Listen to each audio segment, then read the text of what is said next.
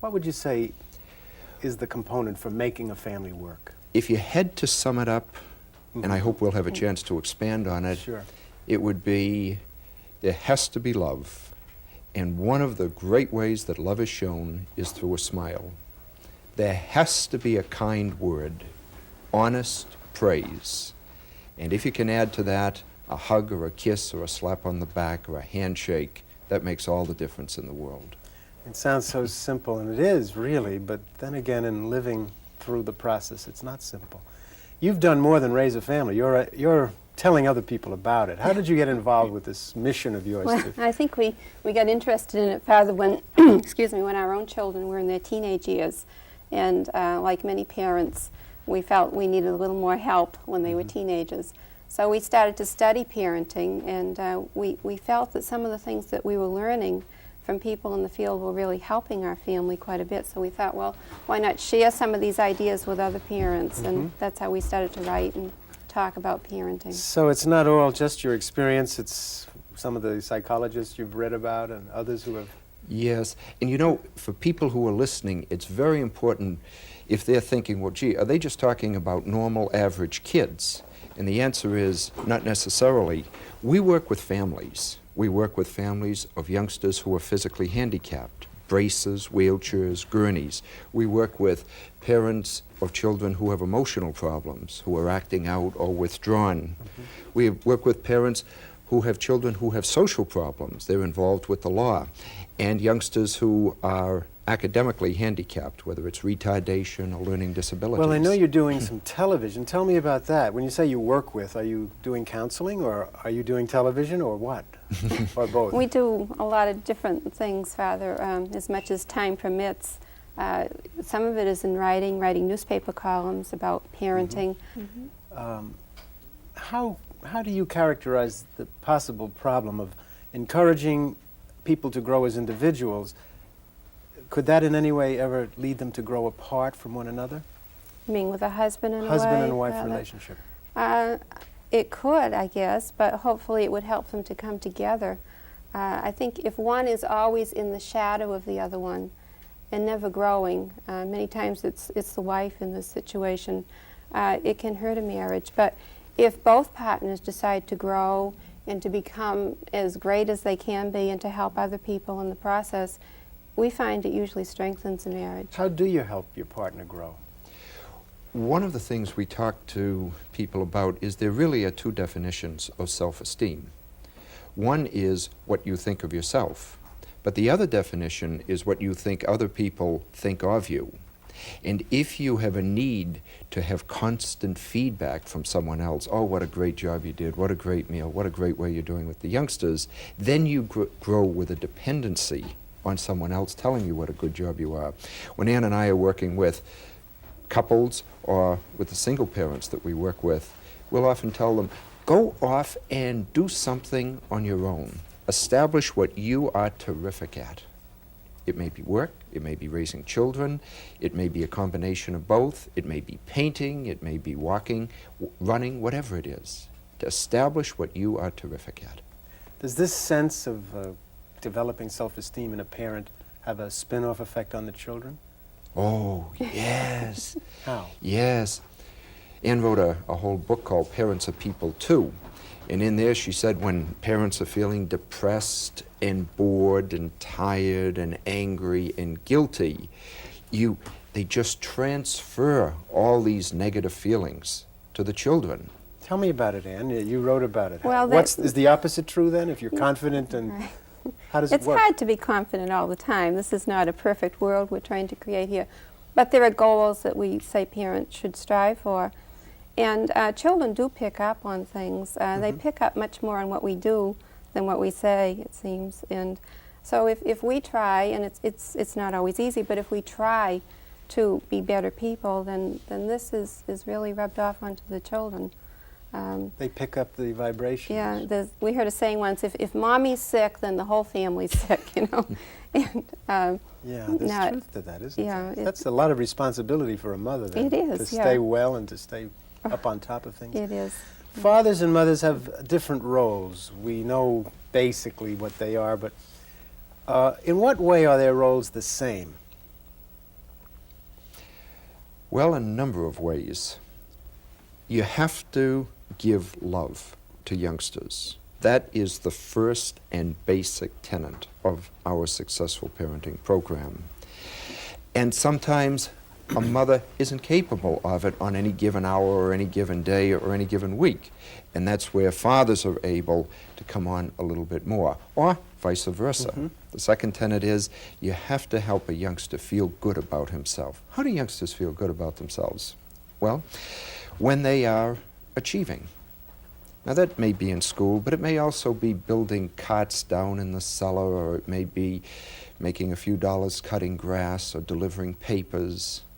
So parents work together to give love, build self-esteem, and the third one, the one we get most of our questions on, having effective discipline in the home, learning to say no, and feeling not guilty about it. This may be a quick transition, but you've used love, love, love, love many times, and even the discipline part is a kind of love. It's a very important part of love. How does the love of God fit into this picture? Well, I think it's a very important thing to teach children a love of God and to talk about it in the home. Have grace before meals, go to church together, teach children prayers, teach them formal prayers but also informal prayers, so that if things get rough for a child at times, they can just, inside they can talk to God and ask for help. We get letters from parents who say, but we raised them in a good Christian Catholic environment and they don't go to church anymore. We raised them with moral principles and they're living with someone. Oh, we raised them and now they're off on drugs or off on alcohol. What can we do? Basically you have two choices. One is you can get angry, cut them off, and then there's no more communication left at all. Or the second is you accept them, not what they're doing. You accept them. This is I love the sinner, but I hate the sin. And when parents are able to say, wow, I guess I've pushed my youngster too far, or she's gone off in another direction. Now my job is to wait and accept and say, hey, I still love you. I don't love what you're doing. In fact, I'm bothered by it, but I still love you. Call, come back when you want. In a way, it suggests what God does with us, really. He leaves us free and enables us to grow, hoping and waiting and giving grace so that we will come back and return to the fold. But children in their growing years do have to experiment, and not every new idea necessarily means it's going to be a lifelong conviction of theirs. So it is important to foster self-confidence and independence. Would you have any quick suggestions on what might be a way you can do that for a child? Well, from the time they're very young, to help them to develop interests, different hobbies. They might like to write, they might like to paint or fish or play golf, whatever, and to get involved with these things with them. To encourage many different interests is a way to begin from the time they're young. Yeah. How do parents know when to let go? Do they? Letting go, we often think of as a long umbilical cord. You cut the first one, but you always keep in touch. Letting go doesn't mean giving up support. They know they can always call you. And sometimes, as you know, they do in the middle of the night. And they do when they need money. And they do when they just want to say, hey, listen to the good news, or, hey, wow, you wouldn't believe how bad things are today. We encourage letting go. That means letting youngsters go out and achieve more and more, but also knowing that mom and dad are back there to be supportive. It's really one of the goals of marriage, isn't it? To raise children so they can go off on their own and stand on their own 2 feet. So letting go is a mutual goal. The kids have that goal, they want to get on their own, and the parents really should have that goal too. I think someone summarized that about we give them wings, but they know where the roots are. Good. It's not easy to not be critical and not be judgmental. How hard is it? It must be possible, but maybe sometimes it's impossible. It's not that we're asking, for perfection here, but to have a goal to strive for, and to realize that if we are overly critical, if we, in our homes, if we're constantly criticizing children for perhaps their messy bedrooms, or for the poor marks that they get in school, or for their poor behavior in the family, if this is the tone in the family, then it's a critical tone, and children pick up on this as rejection, particularly if it's done with a lot of swearing and yelling and screaming.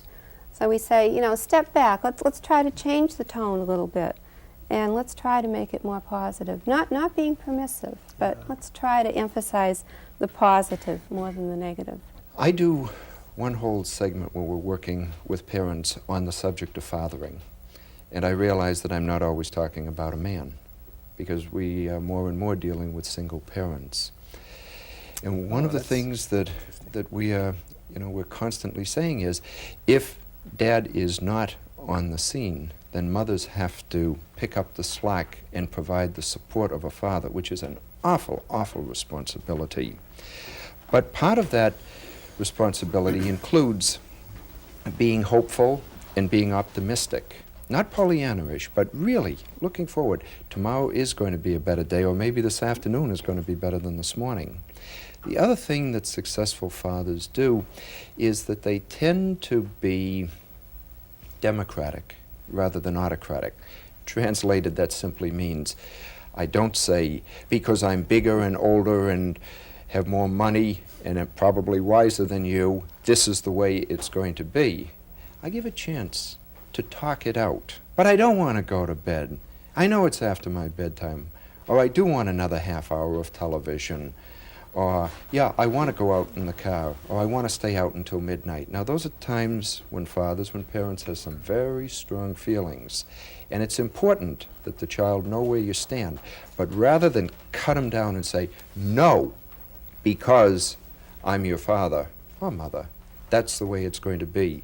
We give the youngsters a chance to talk. In the end, the parents always have the responsibility to tell the child what's best, indeed to follow through on it. So those are two of the ideas that are significant. Very interesting. In your book, I was interested in the section that covered peer pressure, and you used the term positive peer pressure as something that a parent can use to help teach or guide their children. Tell me about it. Well, a lot of parents are concerned about peer pressure today, Father.